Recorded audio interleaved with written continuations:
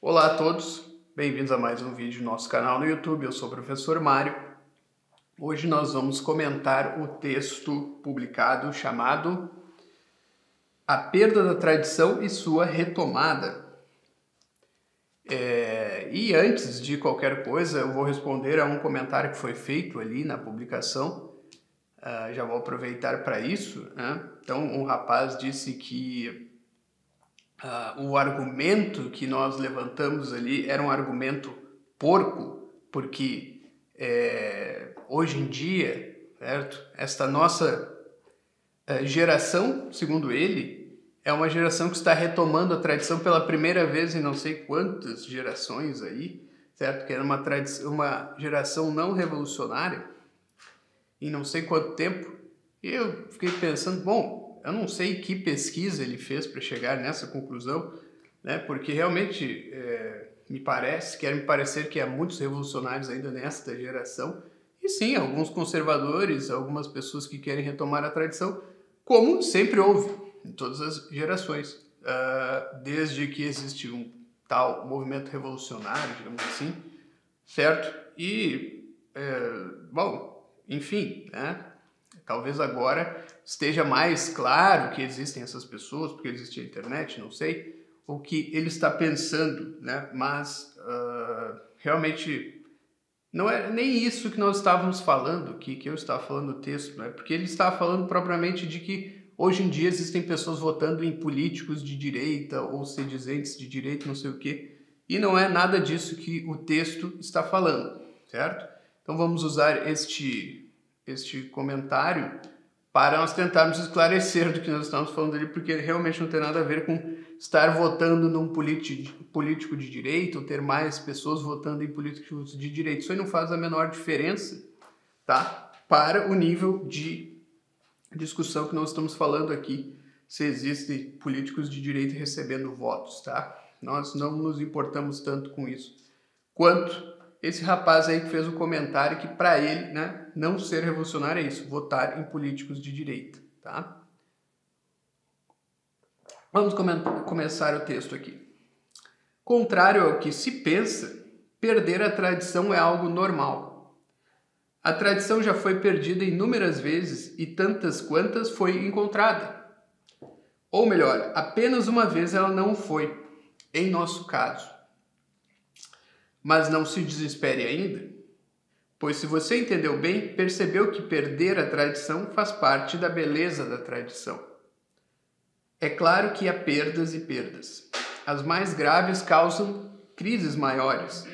Algumas requerem grandes movimentos de recuperação cultural, chamados depois pelos historiadores de renascença. Já passamos por algumas delas no Ocidente. Então, nós fazemos menção a isso. Existe a renascença do século XV e XVI, certo?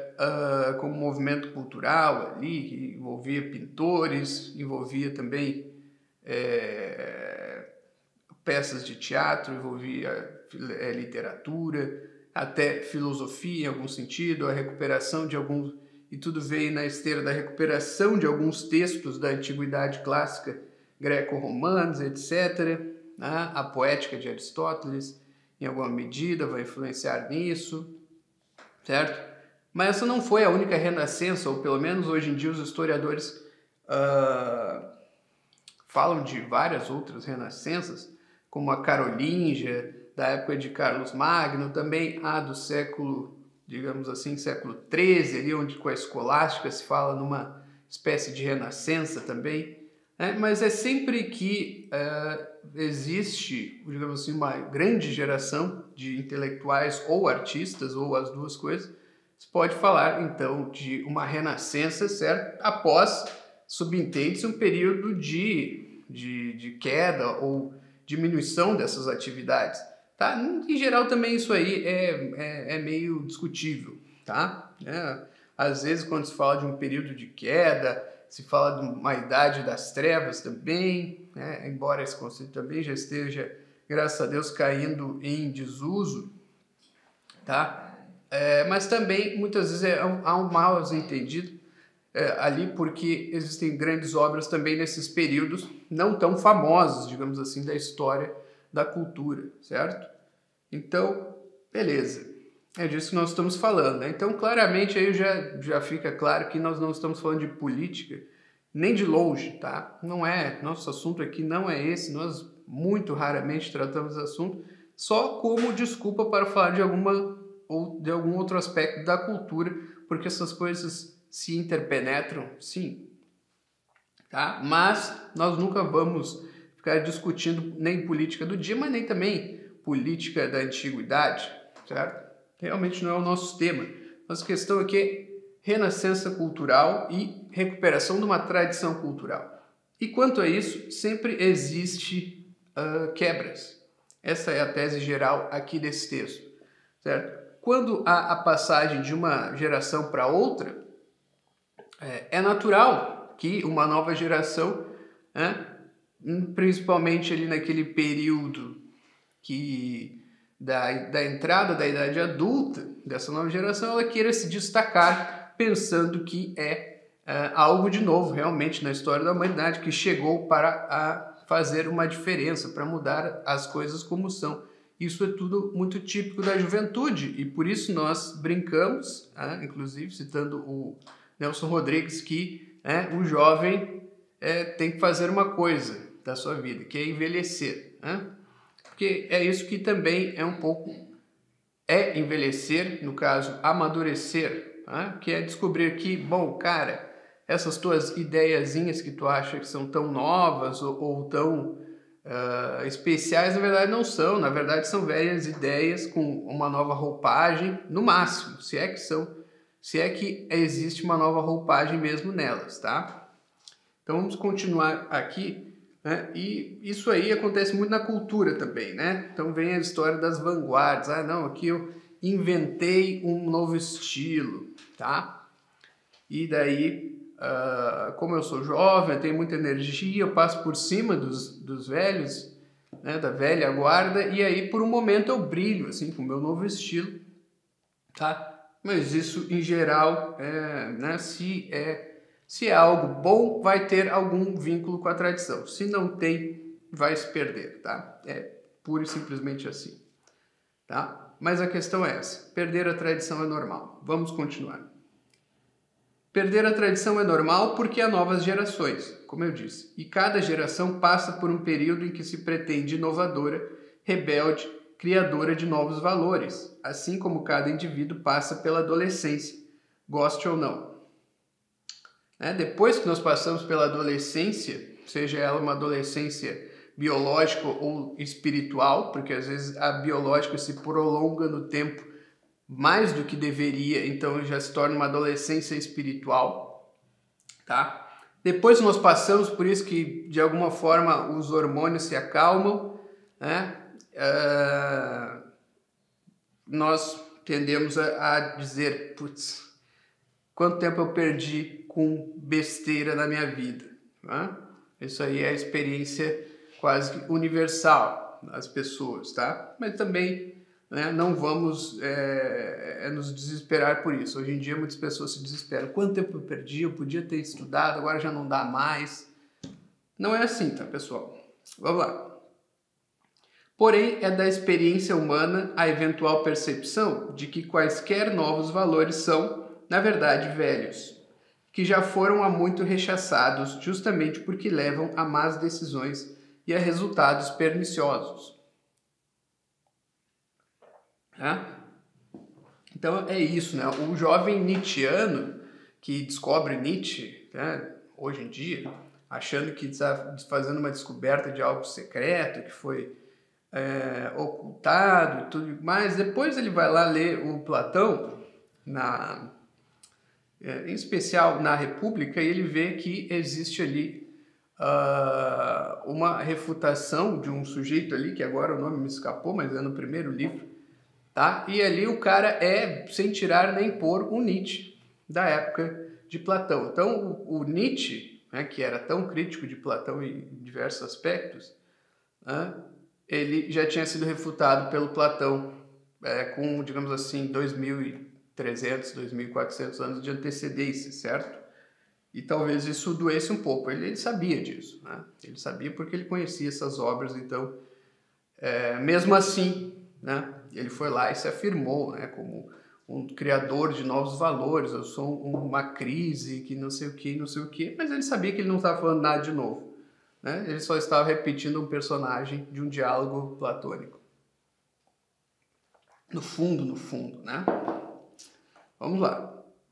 Chega um momento na vida de todo jovem, pelo menos daquele que não foi longe demais no caminho das más decisões, em que ele cai em si e nota que seus novos valores são bem piores que os velhos e caretas. Junto com esse cair em si, que é uma revelação sobre quem ele sempre foi, mas havia esquecido, vem um impulso de resgate dos velhos valores que abandonou. Tá? Então, sim, claro, existe a possibilidade que a pessoa se entranhe demais, né, numa vida de maus valores, ela vá longe demais, né, e vocês podem imaginar do que eu estou falando, de drogas, de etc., certo? Né, crimes, etc., que a pessoa já não tem mais como voltar, ela se perverte quase que para além da salvação, né? Apesar de que, claro, sempre está aberta a possibilidade de um milagre que recupere, que redima aquela pessoa que vai longe demais, né? Mas por vias humanas, por vias naturais, existe a possibilidade de que uma pessoa se perca, sim, né? E ninguém possa fazer mais nada por ela, tá? Mas isso aí, em geral, é exceção, tá? Hoje em dia há muitas exceções, mas em geral é exceção, tá? Talvez seja o seu caso, né? Talvez tu que estejas vendo o vídeo esteja no momento que está caindo em si, que eu menciono aqui, né? E então agora eu continuo, né? Se é o teu caso, se for, é bom saber onde procurar, certo? Aqueles velhos valores. O primeiro lugar em que deve buscar é bem debaixo do nariz, em sua casa, nas lições de seus pais. Foi assim que Enéas, segundo Virgílio, na Eneida, portanto, a obra Eneida, salvou a tradição troiana em sua fuga.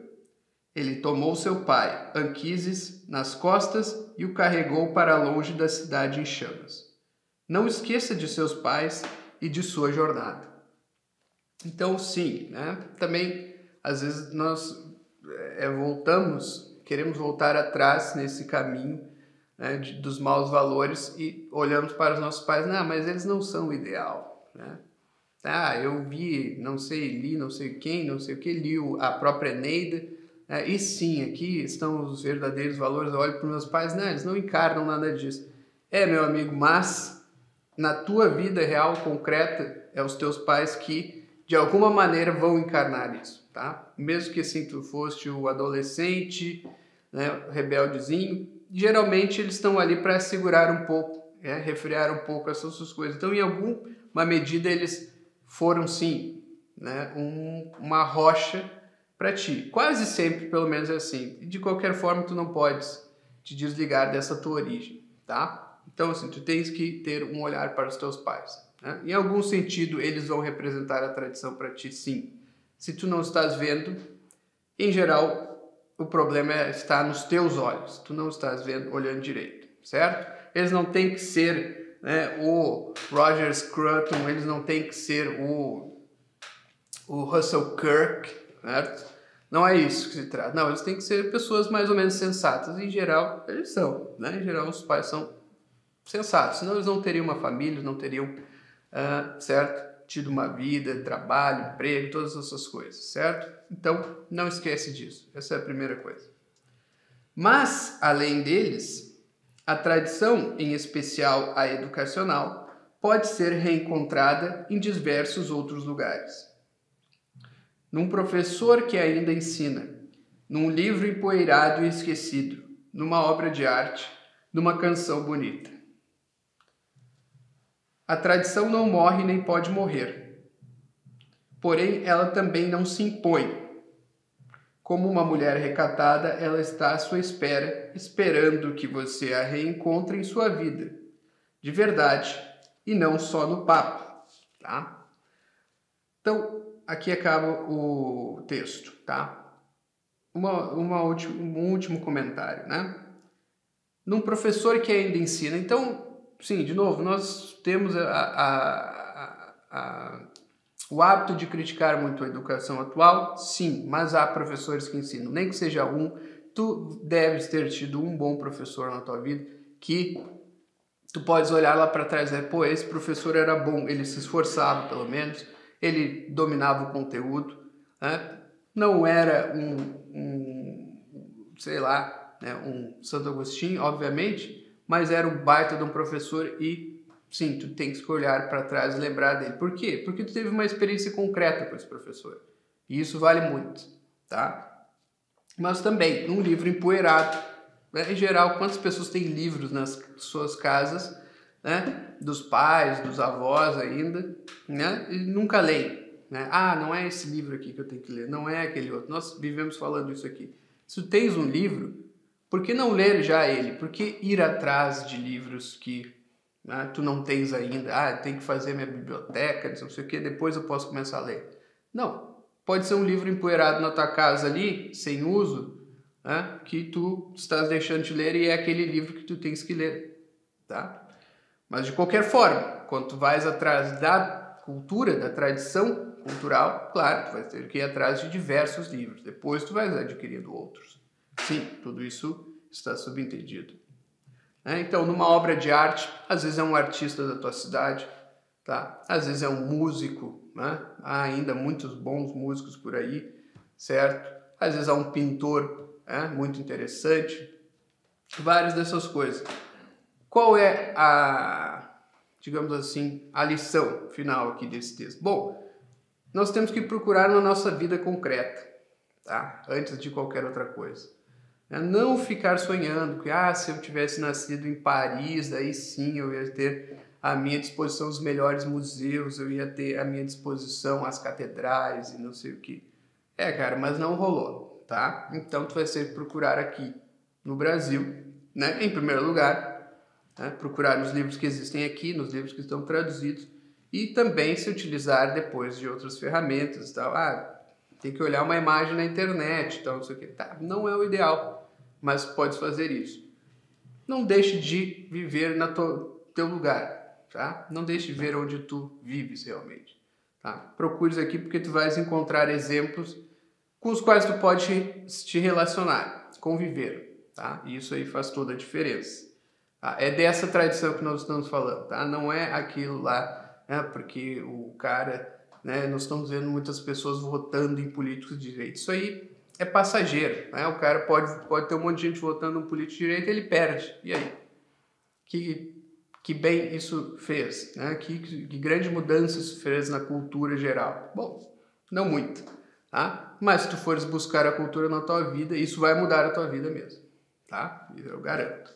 Bom, então essa aí é a nossa lição. Certo? Nos vemos numa próxima. Até mais.